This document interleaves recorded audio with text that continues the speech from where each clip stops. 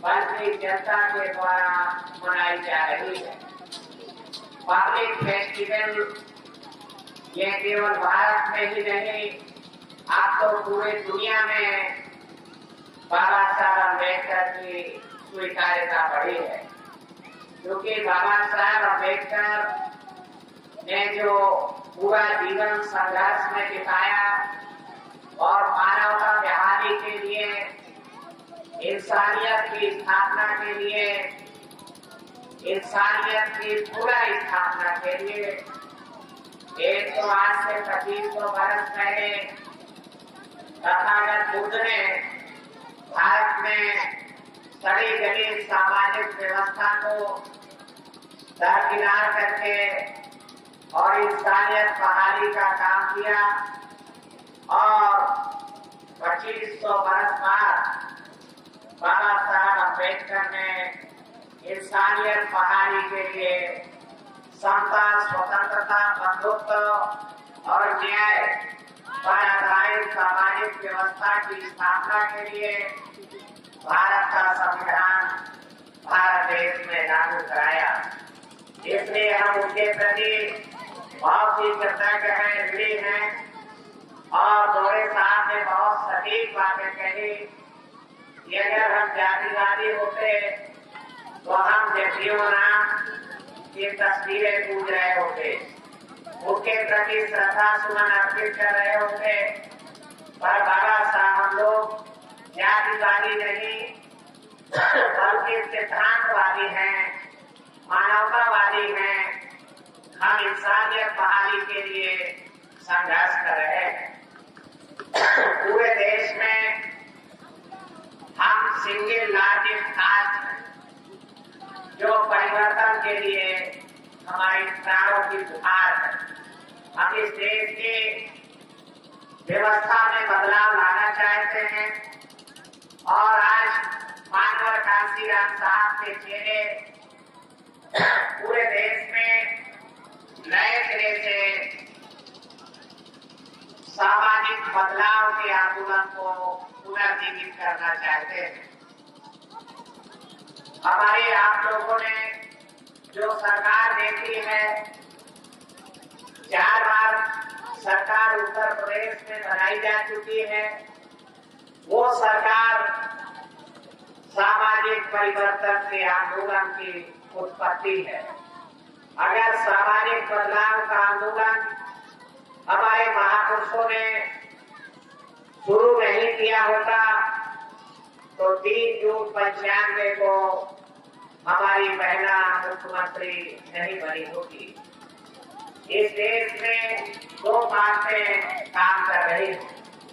एक ताकतें वो हैं जो इस देश में अंधविश्वास, पाखंड, छुआछूत, जात पात, भेदभाव, मूर्ति पूजा, पुनर्जन्म, आत्मा परमात्मा और अंधविश्वास पर कायम रखना चाहती है, क्योंकि इससे उनको फायदा है। इस देश में दूसरी तरफ वो लोग हैं, वो ताकतें हैं जो इस देश की ऊर्ध्वाधर खड़ी हुई सामाजिक व्यवस्था को बदलना चाहते हैं, क्योंकि हम उसके शिकार हैं। हमें इससे नुकसान है, हमें इससे अपमान है, हमें छुआछूत के शिकार हैं। हम जातियों में अपने आप नहीं टूटे हैं। ज्यादातर लोग ऐसा मान लेते हैं कि जाति को हम लोग लड़ रहे हैं।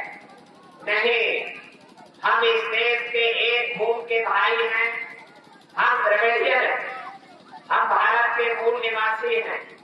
हमारे पुरखों का इस देश में गौरवशाली इतिहास रहा है।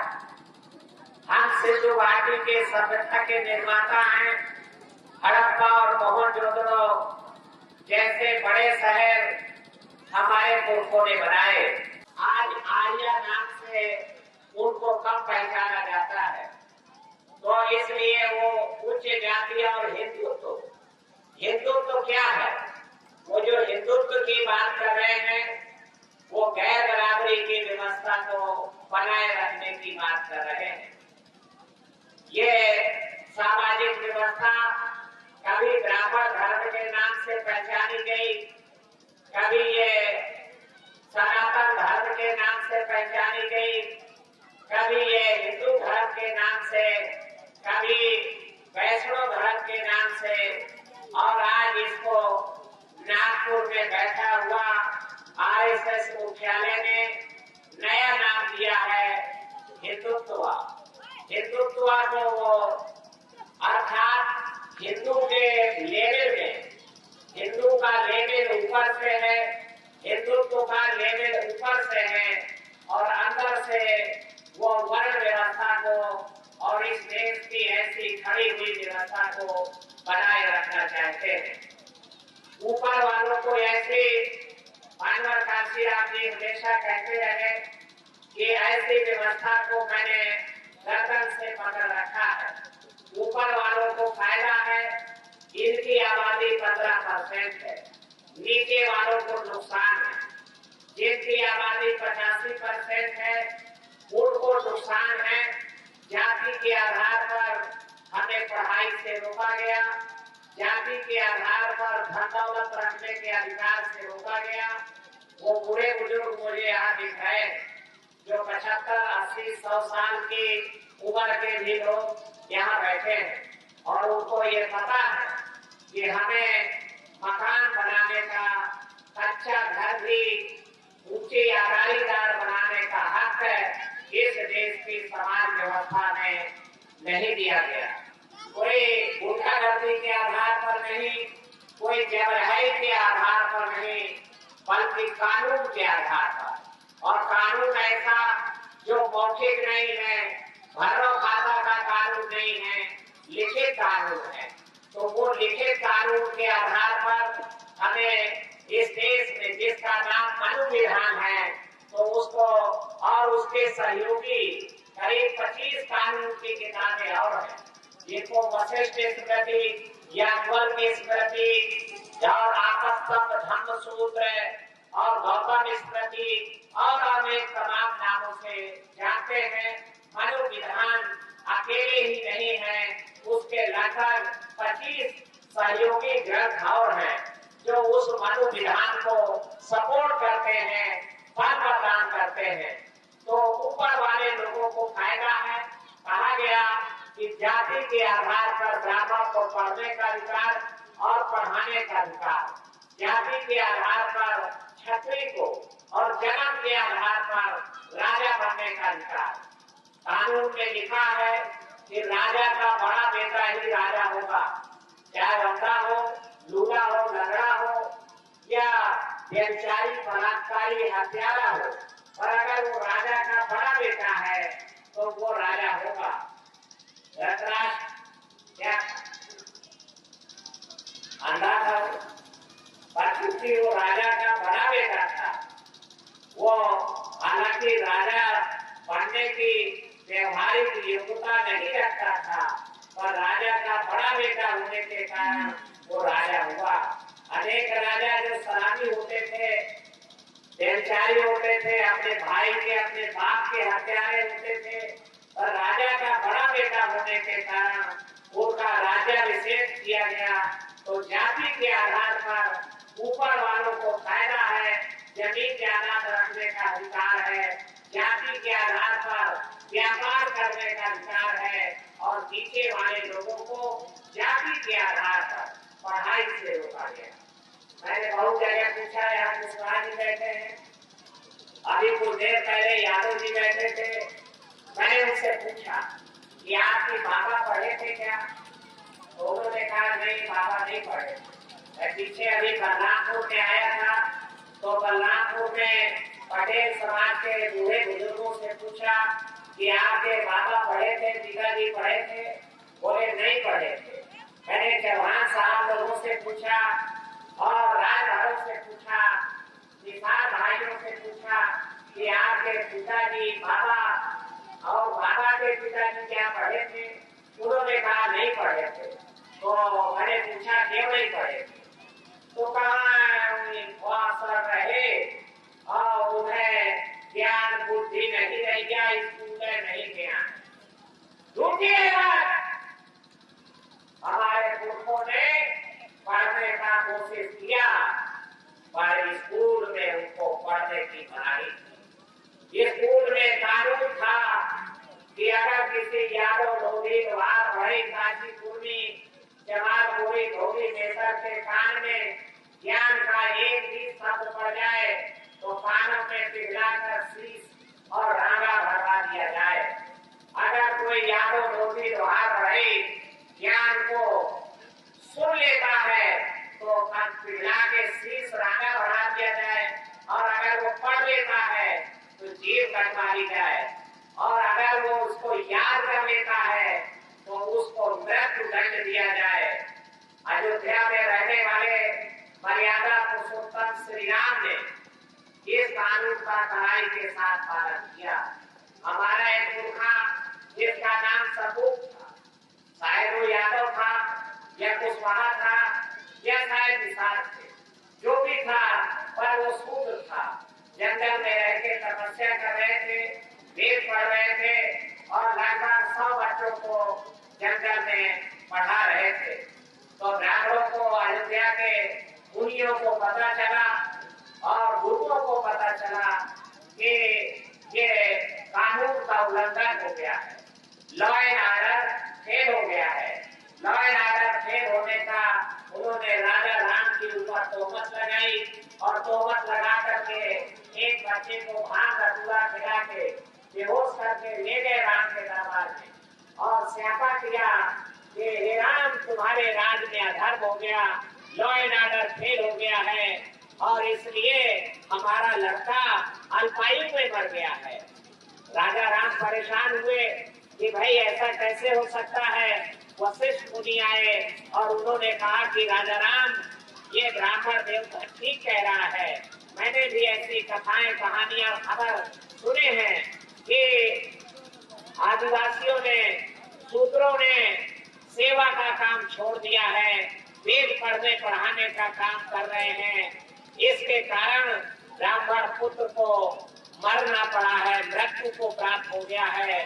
अगर उस दुष्ट को शास्त्र सम्मत सजा दे दी जाए तो ये लड़का जिंदा हो जाएगा। तो राजा राम को तैयार किया गया और राजा राम को तैयार करके ले गए और जंगल में पूरी सेना के साथ पूरब खोजा, पश्चिम खोजा, उत्तर खोजा, दक्षिण में तुंगभद्रा नदी के किनारे सबूत ऋषि का आश्रम था। वहाँ राजा राम गए और जाकर के उन्होंने वहाँ विश्राम किया, खाना खाया, पानी पिया और विश्राम किया। फिर उन्होंने कुलवंश पूछा कि आपने बहुत अच्छा ज्ञान दे रहे थे और आपका कुल क्या है। तो सबूत ऋषि हमारी तरीके से बेरपोका मनाई नहीं। अगर बेरपोका होते तो अपनी जान छुपा लेते। तो वो बहादुर आदमी थे, वीर योद्धा थे। उन्होंने कहा कि मैं शूद्र कुल में पैदा हुआ, मैं भारत का मूल निवासी शूद्र हूँ। राजा राम ने कहा कि नहीं, आप झूठ बोल रहे हैं, मुझे भरोसा नहीं होता कि शूद्र वर्ण में ऐसा विद्वान पैदा हो जाएगा। ब्राह्मण बगल में खड़ा था, उसने कहा राजा राम, अब विलंब क्यों? यही वह दुष्ट प्राणी जिसके कारण ब्राह्मण पुत्र को अल्पायु में मृत्यु को प्राप्त होना पड़ा। आप शास्त्र के अनुसार, कानून के अनुसार इसको दंड दीजिए। और मर्यादा पुरुषोत्तम राम ने ज्ञान से तलवार निकालकर और हमारे पुरखे की गर्दन काट दिया, उनको मृत्यु दंड दिया, मौत की सजा हो गई। और एकलव्य का गुरु द्रोणाचार्य ने अंगूठा कटाया। ये इस बात का प्रमाण है कि हमें कानून के आधार पर पढ़ाई से रोका गया है। किसी साधु दबंग गुंडा बदमाश की नियत खराब हो जाए तो 10 बीघा जमीन पे कब्जा कर लेते हैं। आपको प्रधानमंत्री आवास दिलाने के बहाने से कचहरी में लिवा जाते हैं और आपकी जमीन का रजिस्ट्री करा लेते हैं और आप फिर बिना जमीन के हो जाते हैं, भूमिहीन हो जाते हैं। ऐसे सैकड़ों नहीं, हजारों केसेस को हमने लड़ा है और लड़ करके उनकी जमीनें दोबारा दिलाई है। ऐसा अक्सर हमारे पास आता रहता है, क्योंकि वो पढ़े लिखे नहीं है, तो अंगूठा लगा करके वैश्वी करते हैं। मेरे भाइयों, तो जमीन का धन भी बिना ज्ञान के धन से छिन जाता है। आपके पास बहराइच में 4 बिस्वा का बड़ा प्लाट पड़ा है, पर अगर आप शिक्षित नहीं हैं तो उसमें कब्जा हो जाता है। पर ज्ञान का धन अजर अमर संपदा है मेरे भाई। ज्ञान की चोरी नहीं हो सकती, लूट नहीं हो सकती, ज्ञान पे कोई डाका नहीं डाल सकता, ज्ञान पे कोई बलात् कब्जा नहीं कर सकता, और ज्ञान का भैया बंटवारा भी नहीं हो सकता, और ज्ञान को मरते दम तक तुम्हारा साथ देता है। पिताजी भी आपका बीच में साथ छोड़ जाएंगे, गृह लक्ष्मी आपकी जीवन संगिनी भी बीच में साथ छोड़ जाएंगे, या बीच में जीवन साथी भी आपका साथ छोड़ जाएंगे, पर ज्ञान का धन आपका मरते दम तक मेरे भाई साथ देगा। पहले मरेंगे आप, फिर भी ज्ञान भी कहेगा भाई मर गए, चलिए अब मैं भी चलता हूँ, टाटा बाय बाय। जीवन भर आपका ज्ञान साथ देता है, इसलिए आप लड़का लड़की दोनों पढ़ाओ, ज्ञान की संपदा पर कब्जा करो। बाबा साहब अम्बेडकर भी भूखे प्यासे रहकर एक पापड़ खा करके और स्कूल के बाहर बैठ करके, स्कूल के बाहर प्यासे प्यासे रह करके और अपमान बर्दाश्त करके अगर ज्ञान की संपदा नहीं हासिल किए होते तो हमारी गुलामी की बेड़ियों को काटने का संविधान नहीं बनाए होते। विदेश में जाकर के वो ज्ञान के लिए दिन दिन भर भूखे रहे, एक कप चाय और एक पापड़ पे वो जिंदा रहे। इसलिए मेरे भाइयों, नौजवानों, मेरी बहनें, मेरी बिटिया, पढ़ो और ज्ञान की संपदा हासिल करो।